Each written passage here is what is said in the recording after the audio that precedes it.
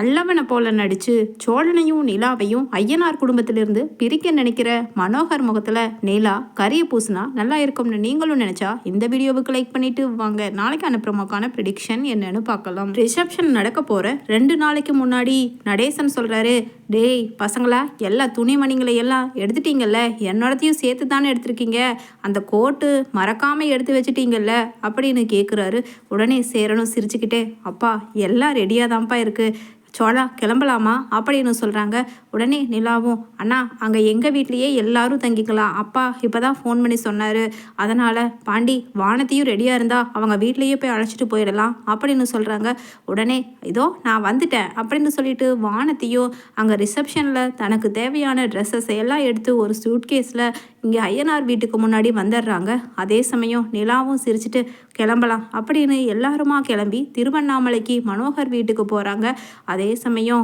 மனோகர் சரியான ஆத்திரத்தில் தேன்மொழி கிட்ட சொல்கிறாரு, தேனு வந்துருச்சுங்க இந்த பண்ணி கூட்டங்க, பார்த்தாவே எனக்கு எரிச்சலாக வருது, நீயே போய் முன்னாடி வாங்கன்னு சொல்லி சிரித்து அவங்கள உள்ளே வர சொல்லிடுவா அப்படின்னு சொல்ல, உடனே தேன்மொழியும், என்னங்க நீங்கள் நினச்சபடி எப்படியாவது நம்ம நிலாவையும் மாப்பிள்ளையையும் தனியாக பிரித்து பிஸ்னஸ் நம்ம ஏற்பாடு பண்ணி கொடுத்து நல்ல நிலைமைக்கு நம்ம பிள்ளைய கொண்டு வரணும்னா, அவங்க கிட்ட இருந்து நம்ம நிலாவை பிரிக்கணும்னா நிச்சயமாக நீங்கள் ஏற்பாடு பண்ணியிருக்கிற இந்த வழியை தவிர வேற வழியே இல்லைங்க, அதனால் தயவு செஞ்சு இனி 2-3 நாளைக்கு எப்படியாவது கொஞ்சம் அட்ஜஸ்ட் பண்ணிக்கங்க, வாங்க 2 பேருமே போகலாம் அப்படின்னு தேன்மொழியும் மனோகரை கூப்பிட்டு வர. அதே சமயம் அங்கே வெளியில் நின்றுட்டு நடேசன், என்ன வீட்டில் ஒருத்தருமே இல்லையா, ஏன் இவ்வளவு நேரம் ஆகுது, இன்னும் ஒருத்தரையுமே நம்மளை கூப்பிட்றதுக்கு காணுமே அப்படின்னு சொல்லிட்டு நடேசன் கேட்க, உடனே நிலா, அதுதான் எனக்கும் புரியல, இதில் ஏதாவது எங்கள் அப்பா பிளான் போட்டுருவாரோன்னு எனக்கு பயமாகவே இருக்குது, இதனால தான் இந்த ரிசப்ஷனே வேண்டான்னு நான் சொன்னேன் அப்படின்னு சொல்லிட்டு கடைசி வரைக்கும் ரிசப்ஷன் தன்னோட அப்பா வச்சதில் உடன்பாடே இல்லாமல் அரமனசோட மற்றவங்க சந்தோஷத்துக்காக சம்மதிச்ச நிலா யோசிச்சுக்கிட்டே இருக்காங்க. அதே சமயம் அவசரமாக உள்ளே இருந்து, வாங்க வாங்க உள்ளே கொஞ்சம் அந்த டெக்கரேஷன் பண்ணுறவங்க கிட்ட தான் பேசிகிட்டு இருந்த ஃபோனில், நீங்கள் வந்ததை கவனிக்கல, தேனு வா யார் வந்திருக்கான்னு பாரு அப்படின்னு சொல்ல, வந்துட்டங்க அப்படின்னு என்னமோ கிச்சனில் வேலை செஞ்சுட்டு பிஸியாக இருந்து வெளியில் வர மாதிரி, ஏற்கனவே ஐயனார் குடும்பத்து ஆளுங்க வெளியில் வந்தது தெரியல அப்படிங்கிற மாதிரி நடிச்சுக்கிட்டே சிரிச்சுக்கிட்டே, நிலா வா மாப்பிள்ள வாங்க வாங்க சம்மந்தி அப்படின்னு சொல்லிட்டு மனசுக்குள்ள வயிற்றுச்சலை வச்சுட்டு சிரிச்சுக்கிட்டே பேகை வாங்குறாங்க நிலா கையில் இருந்து தேன்மொழி. அதே மாதிரி யதார்த்தமா தன்னை போலத்தானே மற்றவங்களும் இருப்பாங்கங்கிறத நினச்சிக்கிட்டு நம்பிக்கிட்டு உள்ளே போகிற நடேசனும் அங்கே சேரில் உட்கார்றாரு. கரெக்டாக பின்னாடி இருந்த போஸும் அந்த சேரை இழுத்து விட்டுட சிரிக்கிறாரு மனோகர் மனசுக்குள்ள. ஆனாலும் கீழே விழுந்த நடேசனுக்கு நல்லா இடுப்பு அடி பிடிச்சிட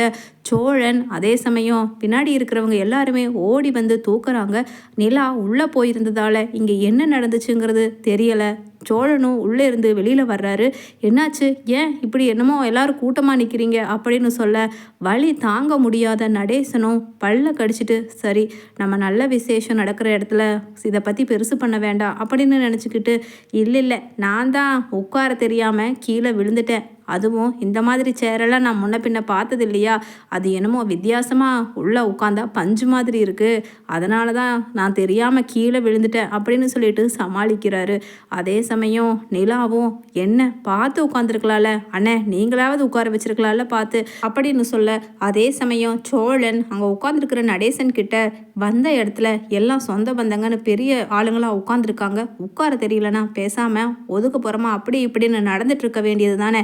ஏன் இங்கே வந்து இப்படி இவர் உசுர் எடுக்கிறாரு அப்படின்னு சொல்லிட்டு சேரன் கிட்ட சொல்ல, உடனே சேரனோ, டேய் சோழா அவரா கீழே விழடா அப்படின்னு சொல்லிட்டு அப்படியே சுதாரிச்சுக்கிறாரு. சரி நல்ல முறைக்கு ரிசப்ஷன் நடக்கணும்னு சொல்லி யோசிச்ச சேரனோ, உடனே சோழன், என்னது அவரா விழுகலையா, அப்போ எப்படி கீழே விழுந்தாரு அப்படின்னு விசாரிக்க, சேரன், ஆஹா இல்லை கால் தடுக்கி விட்டு கீழே விழுந்தாருன்னு சொல்ல வந்தேன்டா அப்படின்னு சொல்ல, அதே சமயம் நடேசனை பார்த்துட்டு பல்லவன் அங்கே நிற்கிற பாண்டியன்னு எல்லாருமே கண் கலங்குறாங்க. நடேசனும், சரி நான் அப்படிக்கா ஏதாவது இடம் கொடுத்தா கொஞ்சம் படுத்துக்கலான்னு இருக்கண்டா சேரா, எங்கே நமக்கு ரூம் கொடுத்துருக்காங்க அப்படின்னு கேட்குறாரு. உடனே சேரனும், இருங்கப்பா நான் கேட்டுட்டு வரேன் அப்படின்னு சொல்லிட்டு போகிறாரு. அதே சமயம் இங்கே நடக்கிறது எதுவுமே தெரியக்கூடாது நிலாவுக்கு அப்படின்னு தேன்மொழி, ஏய் நிலா இங்கே வா, உனக்கு மேக்கப் ஆர்டிஸ்ட் இவங்க தான், இவங்க என்னென்ன சொல்கிறாங்களோ காஸ்டியூம்ஸ் எல்லாமே உன்னோட அளவுக்கு ரெடி பண்ணி வச்சுருக்கோம், உனக்கு செட் ஆகுதான்னு போட்டுப்பாரு, போ ரூம்குள்ளே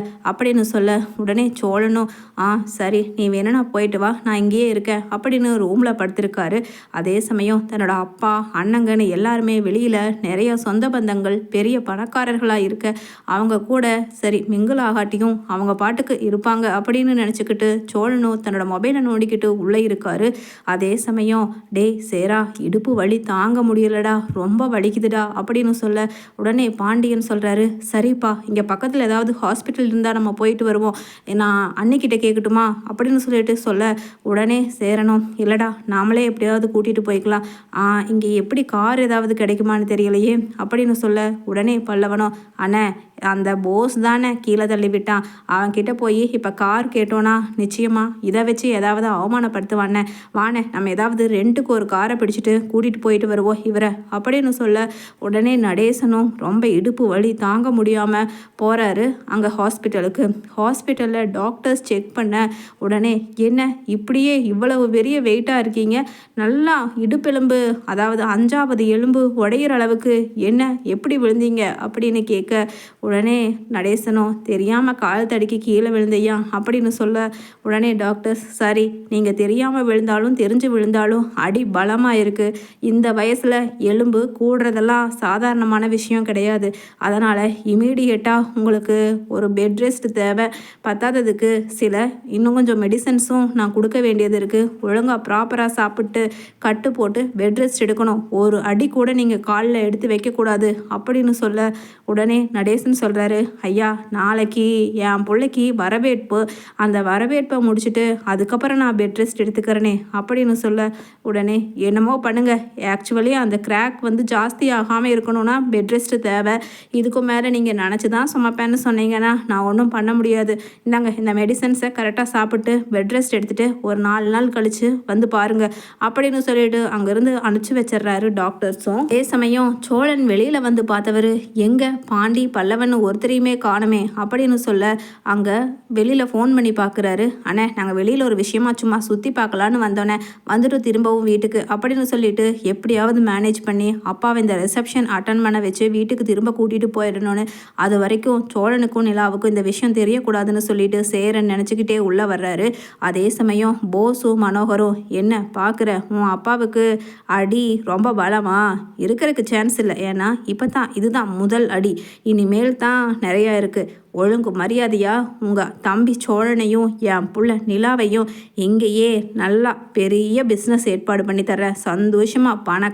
பணக்காரனா வாழணும்னு நல்ல மனசோட நினச்சிங்கன்னா இந்த ரிசப்ஷன் அட்டன் பண்ண கையோட சொல்லாமல் கொள்ளாமல் திரும்பி பார்க்காம ஓடி போயிடுங்க, அதுக்கப்புறம் அவரே வந்தாலும் நீ அங்கேயே இருன்னு சொல்லி அவருக்கே வெறுப்பு வர்ற மாதிரி நடந்துக்குங்க, இல்லைன்னா அதுக்கப்புறம் இதை விட படு மோசமான வழிகளை நீங்கள் சந்திக்க வேண்டியது இருக்கும், இப்போவாவது இவர் ஒருத்தருக்கு அதுக்கப்புறம் ஒவ்வொருத்தரும் நான் கொடுக்குற அடியை தாங்க முடியாது அப்படின்னு சொல்ல நிலா கை தட்டிகிட்டே வர்றாங்க கீழே மேலேருந்து. என்னப்பா என்ன நீங்கள் இவ்வளவு நல்லவராக மாறிட்டீங்கன்னு சொல்லி நம்பிட்டேன்னு நினச்சிங்களா, நிச்சயமாக நான் ஒரு காலமும் நம்ப மாட்டேன்ப்பா, என் வீட்டு ஆளுங்களை என் புருஷனை